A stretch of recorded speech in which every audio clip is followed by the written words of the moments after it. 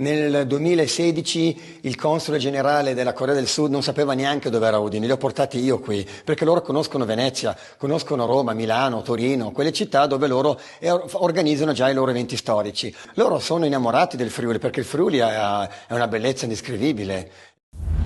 Sempre in onda, il tuo video podcast disponibile in audio e video ovunque ascolti i tuoi podcast. Iscriviti al canale e rimani aggiornato sulle prossime uscite. E ci siamo, nuovo appuntamento di Sempre in onda con un altro artista, un artista vero. Oggi parleremo di arti marziali. Lorenzo Drexler, nato a Milano il 27 settembre del 1970, 70 mi raccomando, non sembra mai così, segno zodiacale Bilancia. Lorenzo, come va? Tutto bene? Bene Alessandro, grazie. Intanto è un piacere averti qua con noi. È un piacere mio. Oggi parleremo di te, della tua arte, anche perché tu ti definisci un artista, ma sei un maestro di vita. E naturalmente con le arti marziali c'entri, e come se c'entri. Intanto qual è la tua disciplina? Il taekwondo tradizionale. Cioè? Il taekwondo tradizionale si distingue fra quello olimpionico, quello più diffuso, quello più famoso, perché arriva da una cultura coreana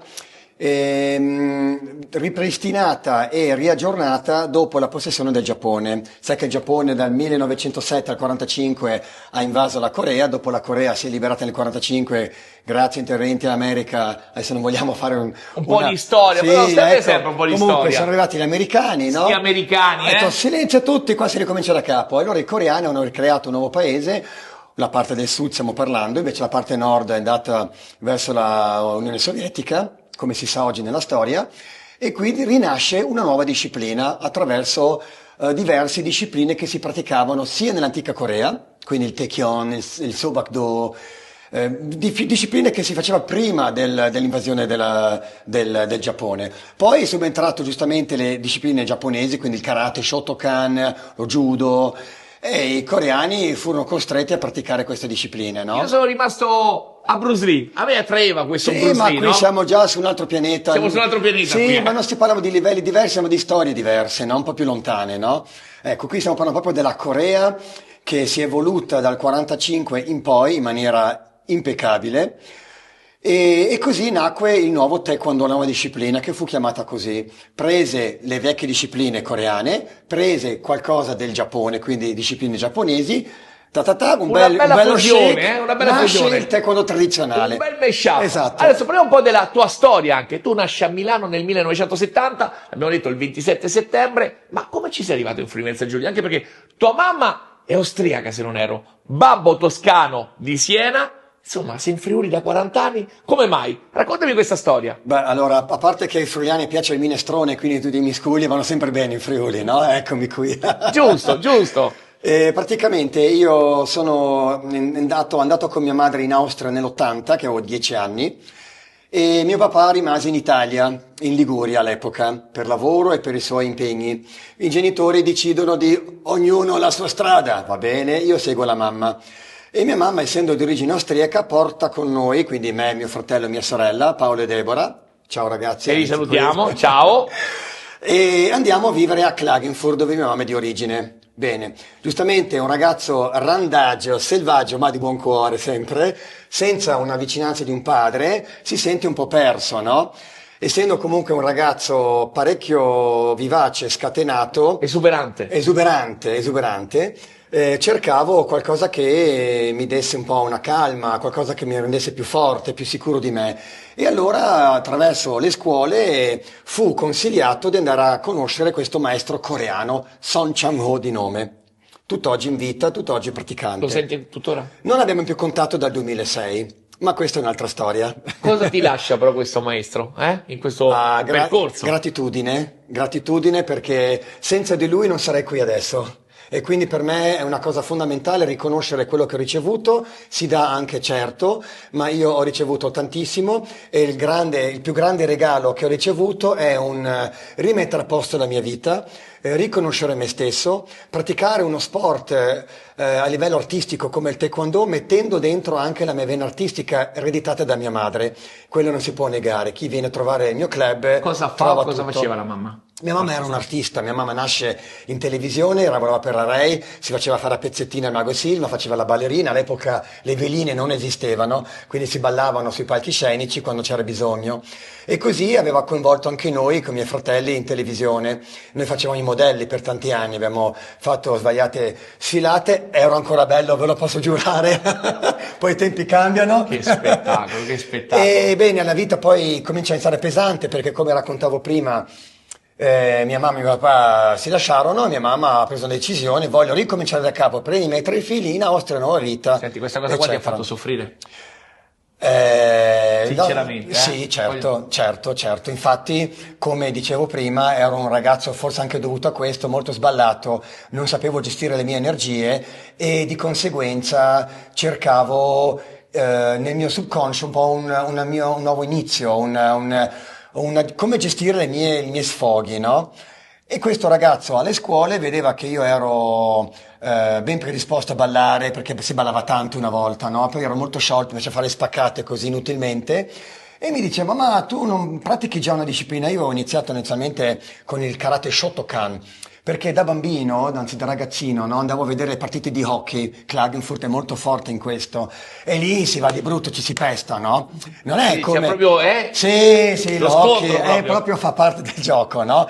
Però sei un ragazzino, sei bullo, no? Quindi c'era uno della sicurezza che era un karateka molto carismatico, molto quieto, era un ragazzo veramente affascinante. Mi ha preso in simpatia, mi ha detto tu così non vai bene. Adesso ci alleniamo. Io, fantastico, così imparo a spaccare ancora di più, no? Pensa Invece tu. mi ha messo in riga, questo ragazzo mi aveva preso vicino, era un po' un fratello grande, no? Ecco, Una voce guida. sì, inizialmente sì, no? Ma giustamente lui, essendo un ragazzo che lavorava tantissimo, poi aveva sempre meno tempo. Avevo allestito la mia cantina con il bungee ball, il pallone avevo lasciato, ormai il calcio, avevo preso la palla, messo lì per dare Giocavi i anche a colpi. pallone? Sì, In che ruolo? Io ero portiere. Quindi volavi da un po' all'altro. Sì, ma c'è un perché io sono quello che si butta. Ah, che bello, anche nella vita, ci si deve sempre buttare. Guai se no. Possiamo dirlo, che è bello No. buttarsi ogni tanto. Ma se rimango in piedi mi fermo, no? Senti, ma insomma, apprendere questa disciplina e dopo insegnarla, il passo è stato breve. Cioè, quando hai capito che potevi anche insegnare questa disciplina? Quando io infatti ho ricevuto diversi aiuti da questo ragazzo che poi è scomparso nella mia vita perché poi io cercavo qualcosa di in più per sfogare ancora più il mio corpo e grazie a questo collega di scuola, già tu non karate, vai a fare taekwondo che sei sciolto, no? All'epoca si pensava solo a calci in volo, mi incontrò la prima volta il mio maestro. E quando l'ho conosciuto lui, con un carisma indescrivibile, con un fascino impeccabile, una tecnica come una statua era veramente, non riesco neanche adesso a descriverlo, così bello era, mi innamorai di questo maestro e così, sentendo questa forza di gravità verso questa persona, ho sentito anche una certa appartenenza e diventò come mio padre per 20 anni. E allora lì sono rimasto fedele al taekwondo tradizionale. Da dove arriva poi l'insegnamento? Perché io credo che il percorso di un maestro è anche trasmettere ed è una cosa che comunque deve avere dentro, qualcosa che ti piace e vorresti magari anche iniziare il prossimo che magari ha le tue stesse difficoltà o avute a conoscere una disciplina che ti può aiutare a metterti in sesto o anche una persona che solo vuole sfogare lo stress o stare bene con se stesso è sempre una forma di aiuto diversamente e quindi dare un senso da insegnare ma più che altro la tecnica un approccio umano, un rapporto umano era sempre stato un mio desiderio. Senti, c'è un'età per praticare questa disciplina o non c'è età? L'età che tu non vuoi più praticare il taekwondo è quando tu non vuoi più. Finché tu hai 40 anni, 30 anni, 10 anni, 50 anni, 60 anni, vuoi praticarlo, lo puoi fare. Non c'è uno stop. E così è tutto nella nostra vita. Sai che Alessandro, noi a volte, e non parlo, lo dico a te perché so che tu non sei così, perché sei una persona piena di progetti. Mi conosce bene, sei una persona non stop. Ma è quando noi diamo uno stop alla nostra vita che abbiamo deciso di fermare, no, qualcosa. E quel qualcosa è un segno, no? Che non va sempre bene, no? Quante volte ci diciamo, ma potevo farlo io, ma ormai, no?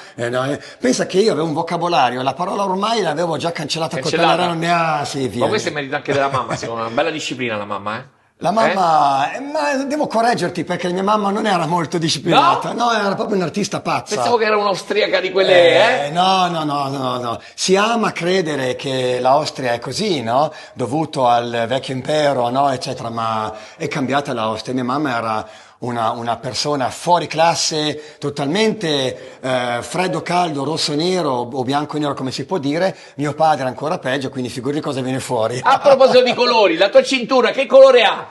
Bianca. Perché si torna bianchi, torna sempre bianchi. Sì, io quando la vedo c'è questo colore scuro che proprio non mi piace neanche più, io vorrei ricominciare da capo, perché ogni giorno è un inizio, no? Quindi, ricordiamo, dopo il bianco cosa c'è? La gialla. Dopo la gialla? Verde. La verde. Dopo la verde? Blu. La blu. Dopo la blu la marrone? No, quel no, colore ho sbagliato. Quel colore lì non lo vogliamo. No. Il rosso. Il rosso. Il fuoco. Dopo il rosso c'è il nero. E poi c'è un disastro. Dopo c'è un disastro. E tu a che punto siamo arrivati? Dai, vogliamo saperlo. Ma io adesso sono stato riconosciuto cintura rossa. Non ci credo. Quindi una bella cintura scura, nera con una... Io sono settimo dan. Da 2 o 3 anni, circa forse 2 se non mi ricordo, ma non importa. Questo è un riconoscimento che nel taekwondo tradizionale vale soprattutto per lavori svolti, quindi meritocrazia, le scuole che hai aperto, che hai gestito, il nome che hai, la fama che hai creato e soprattutto il ruolo che hai nella società. E diciamo che il quinto dan è quello che chiude la parte tecnica, anche se la tecnica poi sai che non è mai finita, come nel canto, come nella danza. Ma 6-7 sono poi meriti. Anche perché tu sei un ambasciatore di questa disciplina, un ambasciatore del territorio Friuli Venezia Giulia e tra virgolette sei un ambasciatore nel mondo proprio, Perché stai facendo conoscere Friuli Venezia Giulia la tua scuola, la scuola Drexler, lo ricordiamo, che è in Viale Palmanova. Sì, 360 barra 360 barra. Insomma, è conosciuto in tutto il mondo grazie anche ai tuoi contenuti, grazie ai tuoi eventi, perché so che fai diversi eventi, ne fai uno all'anno bellissimo, che coinvolge veramente il mondo intero. Me ne vuoi parlare?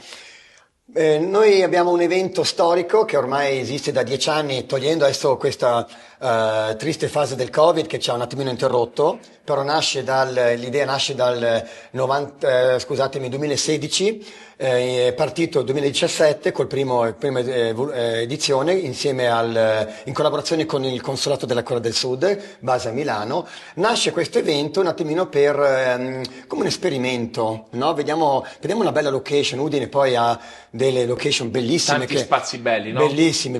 Io mi ero sempre innamorato di questa loggia del Lionello, no? Ho detto, ma io un giorno farò lì dentro un evento. Arriva il momento perché entro in contatto, in conoscenza con il console generale, persona all'epoca avevo conosciuto, perché loro poi sai che cambiano turni, per 3-4 anni vengono rispediti in Corea o danno altri ruoli, no? Conobbi questo console generale e insieme progettiamo un evento a Udine. E io scelgo la loggia del Lionello come eleganza, stile, idea, progetto. E poi è diventata un'abitudine, siamo arrivati a 100 spettatori, a quest'anno 300, no? E poi metti anche quelli in piedi, 100 partecipanti, insomma la loggia si riempie fra i 450 e 500 persone. Le più piccine, i più grandi, tanti curiosi. Sì, i bambini piccoli con il taekwondo, i bambini grandi come noi, sempre col taekwondo. Abbiamo messo dentro la danza, abbiamo messo dentro i cantanti lirici coreani che arrivano direttamente dal Conservatorio di Venezia, cantantici veramente mozzafiato.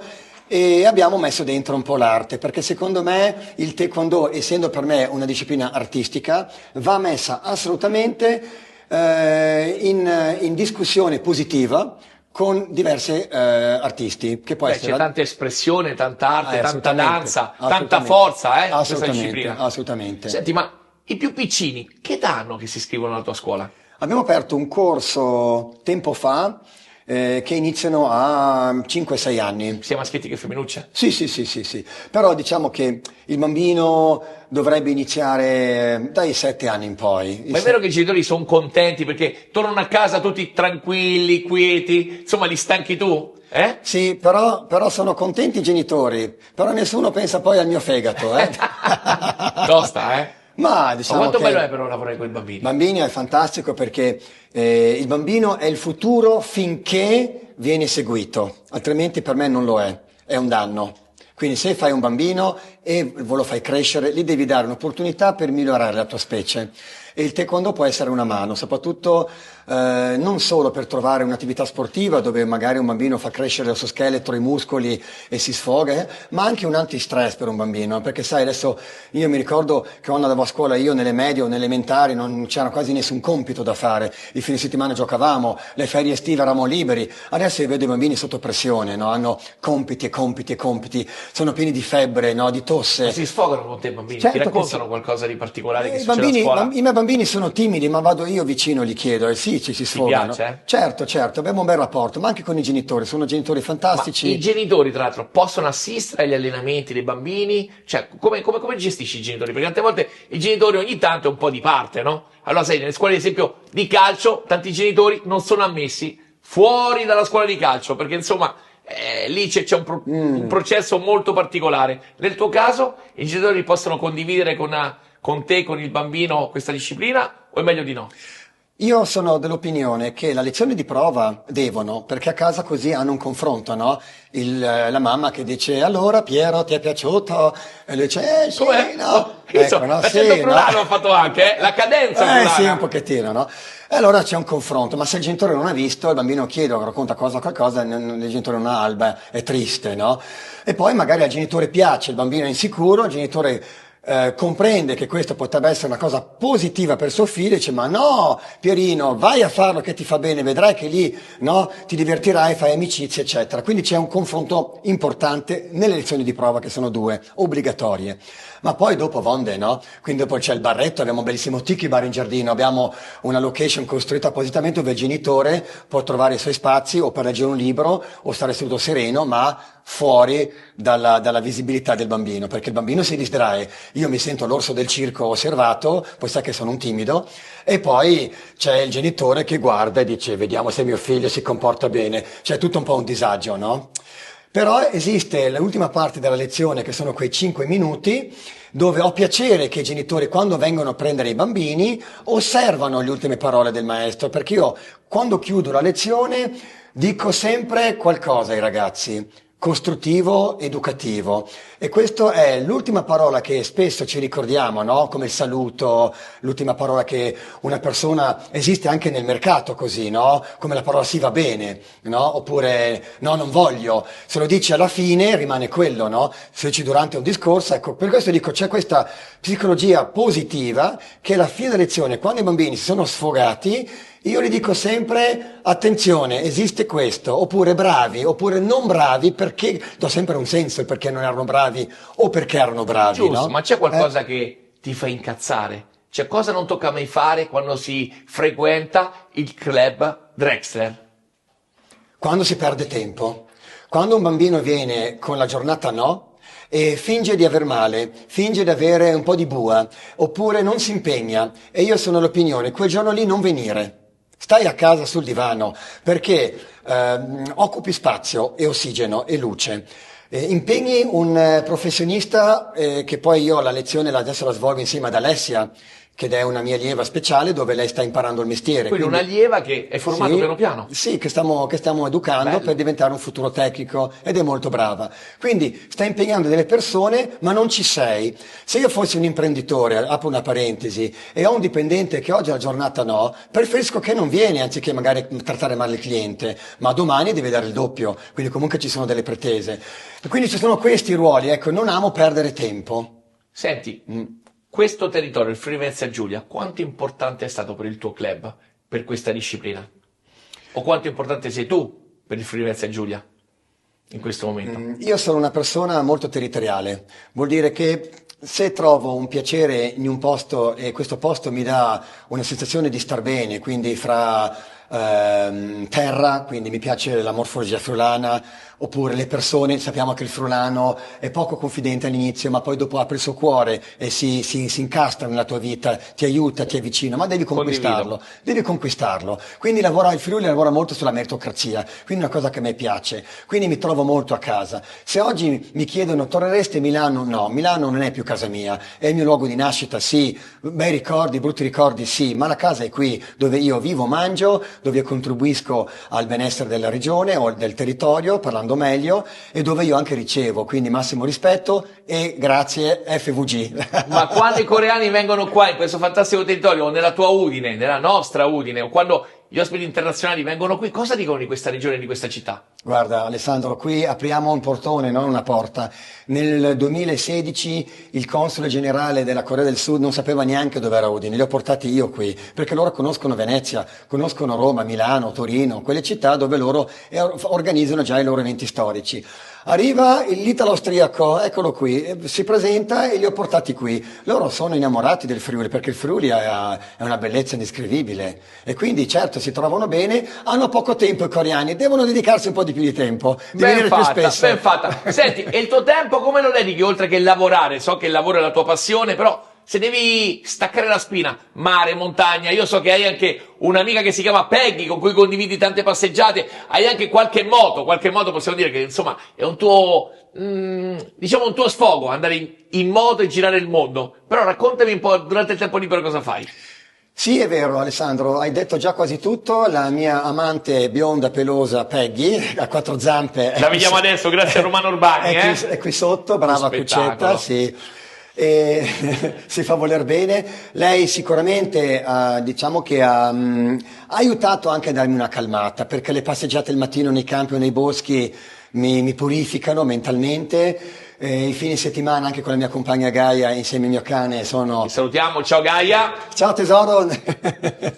E quindi sono momenti di relax, ma questi momenti io li prendo non per scappare dal lavoro, perché tu sai che io adoro il lavoro che poi me lo sono creato da solo, ma è per progettare meglio e ampliare ancora di più. Cioè, sei d'accordo quando io dico per trovare l'illuminazione tocca spegnere la mente ogni tanto? Non ho bisogno. Se io spengo la mente mi sento morire, io devo costantemente pensare ai miei progetti, che sia in moto con il mio adorato chopper o con il mio cane o con la mia compagna in montagna o su qualche paese, io devo andare lì per progettare. Sempre on. Sempre on. Sempre on. Qua il tempo è tiranno, il regista ci dice stringi pomma, stringi pomma, stringi pomma. Allora, guarda, chiacchierata bellissima, io so che il 7 marzo succederà qualcosa.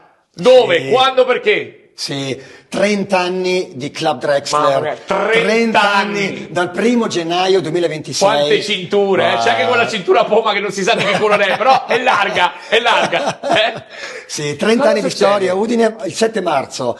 Stiamo organizzando un evento esclusivo dove io racconterò in 20 minuti, mezz'oretta, quello che io oggi ho detto e non ho detto, insieme a non la voglio chiamare staff perché sono cari amici come una famiglia, la Chiara, Alberto suo marito, l'Elisabetta, prima la figlia Alessia e tanti altri, sì, persone speciali che hanno insieme a me fatto questo percorso per far crescere questo club, e insieme a loro e vogliamo organizzare questo evento fantastico invitando delle persone che sono curiose a conoscerci, i miei allievi che sono qui da anni e sono curiosi a capire cose che magari ancora non sanno, e si fa questa chiacchierata il nostro adorato club. E invitiamo anche tutti gli amici di Sempre in Onda di seguire la pagina e di seguirti. Quindi per seguirti cosa devono fare?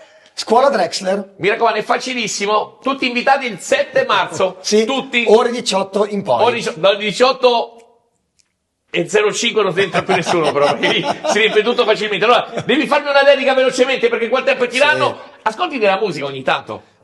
Devo. Allora, cosa ti piace ascoltare nel tempo libero? Ma io sì, è vero che mi conoscono per come sono esteticamente fatto, però nessun dorma a casa mia di Pavarotti. Grande maestro Luciano. Non deve mancare. Allora, mentre mi fai la dedica, io te la metto, perché qua vogliamo emozionarci sempre. Comunque, con Lorenzo Drexler, mi raccomando, iscrivetevi al canale Sempre in Onda, andate a seguirlo perché da lui nessuno dorme mai, nessuno, disciplina, rigore, tanta poesia, tanta arte e poi c'è anche tanto divertimento, perché naturalmente tocca anche divertirsi nella vita, giusto? Sì. Che spettacolo. Per Alessandro e amico, tu sei un grande amico, veramente, un caro saluto, la tua firma la voglio, senti la voce. Ci riempie Luciano, E con questo noi vi salutiamo. Lorenzo Drexler, un caro amico, un grande professionista, un grande artista. ciao a tutti, mi raccomando, dillo che devono seguire Sempre in Onda, Sì, dillo. ragazzi, e venite ad allenarvi che, guardate, fa benissimo. Guardate che fa benissimo, anche al Poma. Ciao Sempre a in tutti. Onda, ciao a tutti, e che nessuno dorma. Sempre in Onda ti dà appuntamento al prossimo episodio.